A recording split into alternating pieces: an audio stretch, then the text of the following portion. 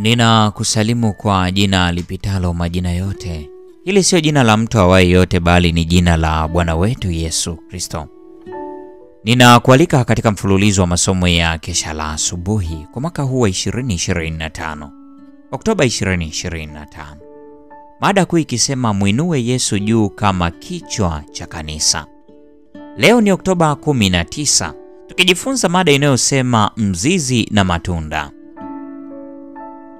Injili kama ilivyoandikwa na Yohana katika sura ile ya 5 aya ya 46, neno la Mungu linasema, kwa maana kama mngalimwamini Musa, mngeniamini mimi, kwa sababu yeye aliandika habari zangu.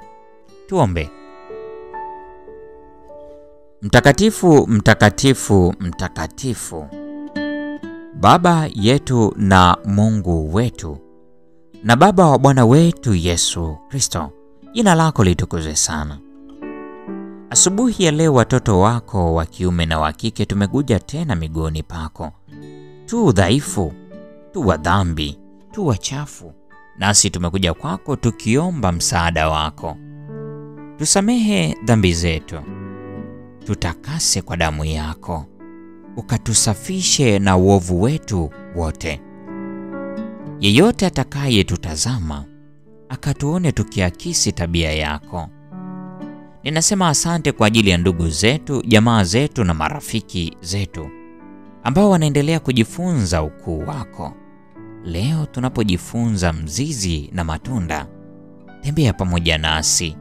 Katupatie Roho wako Mtakatifu atakayetuongoza kuyaelewa haya tujifunzayo.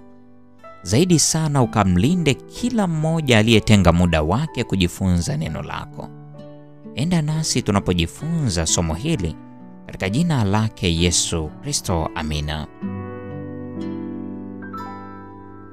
Neno la Mungu linajumuisha maandiko ya Agano la Kale na yale ya Agano Jipya. Moja katika hayo peke yake halikamiliki.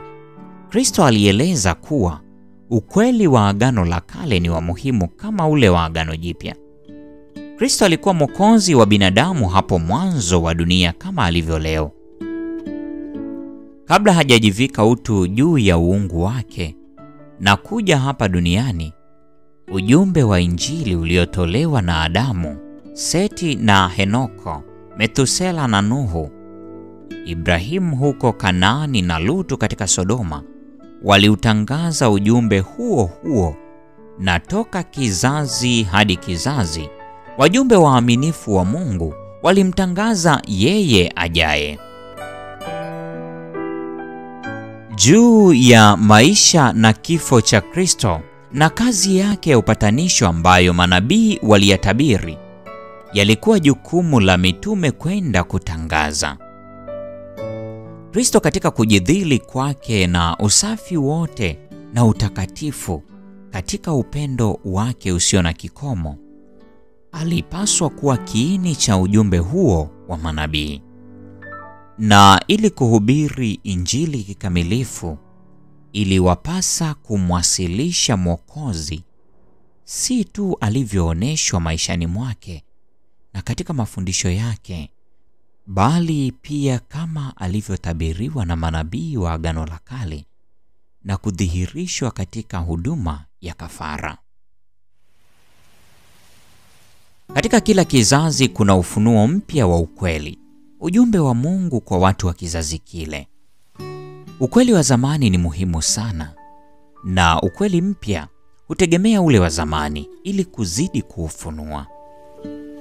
Ni pale tu ukweli wa zamani unapoeleweka ndipo tutaweza kuelewa ule mpya. Kristo alipotaka kuwafunulia wanafunzi wake ukweli wa ufufuo wake, alianzia kutoka Musa na manabii wote, akiwaeleza katika maandiko yote mambo yaliyomhusu yeye mwenyewe. Luka Mtakatifu sura 24 aya 27. Lakini ni nuru ile inayong'aa katika ufunuo mpya wa ukweli, ambayo inatoa utukufu kwa ule wa kale. Yeyote akataaye au kudharau mpya ni dhahiri hanayo hata yale ya zamani.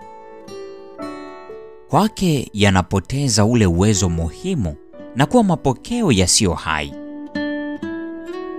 Wapo ambao hujigamba kuwa wanafundisha na kuamini Agano la Kale, wakilikataa Agano Jipya. Lakini katika kukataa kupokea mafundisho ya Kristo, wanaonesha kuwa hawaamini yale ambayo wazee na manabii waliyasema. Katika kukataa la kale, papo hapo wanalikataa na jipya, kwani yote mawili ni sehemu tu ya kitu kizima kisichoweza kugawanywa na kutengwa. Hakuna mtu anayeweza kufundisha kihalali sheria ya Mungu bila Injili, au kufundisha Injili bila sheria. Sheria ni Injili kwa njia ya fumbo, na Injili ni sheria iliyofunuliwa. Sheria ni mizizi, na Injili ni yale maua yenye harufu nzuri na matunda yanayozaliwa na mti huo. Agano la Kale linatoa nuru kwa Agano Jipya, nalo Jipya linamulika la Kale. Kila moja ni ufunuo wa utukufu wa Mungu katika Kristo. Yote mawili yanatoa ukweli ambao wakati wote utaonesha vina vipya vya maana kwa mchunguzi makini. Lulu za Uzima, ukurasa wa 80 hadi 82. Mpendwa mfuatiliaji wa mfululizo wa masomo ya Kesha la Asubuhi kwa mwezi wa Oktoba 2025. Leo ni Oktoba 19. Tumejifunza mada inayosema mzizi na matunda. Na kwa nukta hiyo ndio tunakuwa tumefikia tamati ya tafakari ya somo hili zuri siku ya leo. Mwisho wa somo hili la siku ya leo ni mwanzo wa somo lingine katika Oktoba 20, tutakapoenda kuiangazia mada isemayo wasilisha kitu bora. Neema ya Bwana wetu Yesu Kristo, pendo la Mungu na ushirika wa Roho Mtakatifu dumu kwa pamoja nasi sasa na hata milele. Amina. Natamani unisikie ninapoliita jina lako. Natamani unisikie ninapoipaza sauti yangu. Uliahidi utaacha nipotee, maana wewe upamoja nami. Unisikie, unijibu ewe Bwana. Natamani unisikie ninapoliita jina lako. Natamani unisikie ninapoipaza sauti yangu. Uliahidi utaacha nipotee, maana wewe upamoja nami. Unisikie, unijibu ewe Bwana.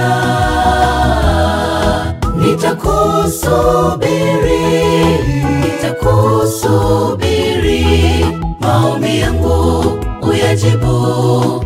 Nitakusubiri, maombi yangu uyajibu. Uliahidi utaacha nipotee, maana wewe upamoja nami. Nitakusubiri ewe Bwana.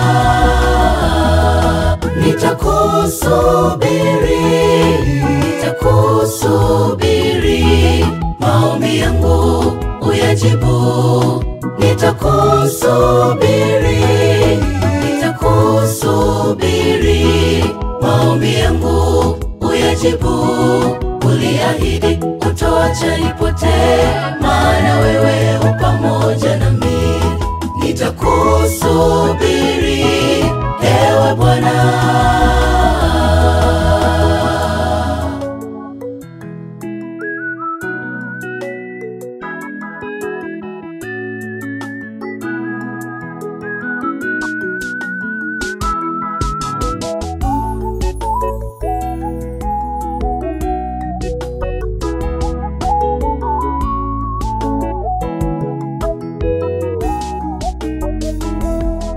Mbele zako Bwana tumekuja, utusikie watoto wako. tumechoshwa na shida, leo twaja kwako. Uliahidi hutoacha tupotee, maana wewe upamoja nasi. Utusikie, utujibu, ewe Bwana.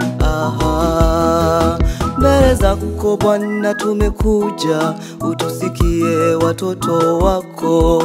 Tumechoshwa na shida, leo twaja kwako. Uliahidi hutoacha tupotee, maana wewe upamoja nasi. Utusikie, utujibu, ewe Bwana.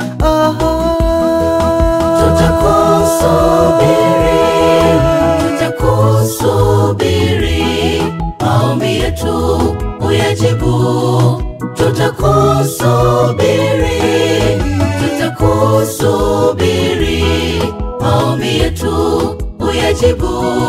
Uliahidi kutoacha tupotee, maana wewe upamoja nasi.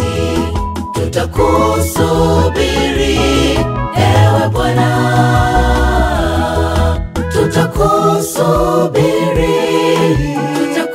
Tutakusubiri, maombi yetu uyajibu. Tutakusubiri, maombi yetu uyajibu. Uliahidi kutoacha tupotee, maana wewe upamoja nasi. Tutakusubiri, ewe Bwana.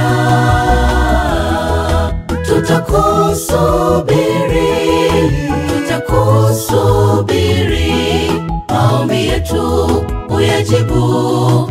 Tutakusubiri, maombi yetu uyajibu. Uliahidi kutoacha tupotee, maana wewe upamoja nasi. Tutakusubiri.